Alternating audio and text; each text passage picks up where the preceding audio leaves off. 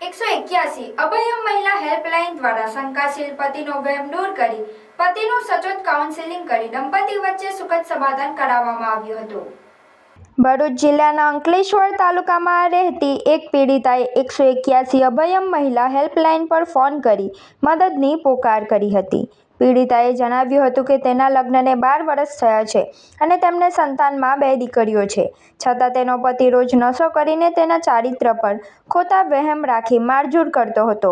આ માહિતી મળતા જ અભયમની ટીમ તાત્કાલિક ઘટના સ્થળે પહોંચી હતી અને પીડિતાને આશ્વાસન આપી જરૂરી કાઉન્સેલિંગની પ્રક્રિયા હાથ ધરી હતી। ટીમની તપાસમાં ચોંકાવનારી વિગતો સામે આવી હતી કે પતિ અગાઉ અન્ય મહિલા સાથે પ્રેમ સંબંધમાં હતો અને પોતાની પત્નીને છૂટાછેડા આપવા માટે પત્ની પર અન્ય પુરુષ સાથે સંબંધ હોવાના પાયાવિહોણા આક્ષેપો કરતો હતો। પીડિતાએ મક્કમતાથી જણાવ્યું હતું કે તે કોઈ ભૂલ વિના પોતાની દીકરીઓના ભવિષ્ય માટે છૂટાછેડા આપવા માંગતી નથી। 181 અભયમ ટીમની બહેનોએ અત્યંત ધીરજ અને કુશળતાપૂર્વક પીડિતાની રજૂઆત સાંભળી તેને યોગ્ય ન્યાય આપવાની ખાતરી આપી હતી। ત્યારબાદ અભયમની ટીમે પતિનું કાયદાકીય અને સામાજિક કાઉન્સેલિંગ કર્યું હતું।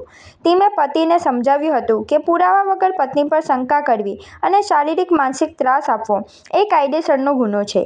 કાયદાકીય જોગવાઈઓની સમજ મળતા અને પોતાની ભૂલ સમજાતા પતિનું હૃદય પરિવર્તન થયું હતું। તેણે પત્ની પાસે માફી માંગી હતી અને ભવિષ્યમાં ફરી આવી ભૂલ નહીં કરવાની તેમજ પત્ની અને દીકરીઓને સારી રીતે રાખવાની લેખિત બાંહેધરી આપી હતી।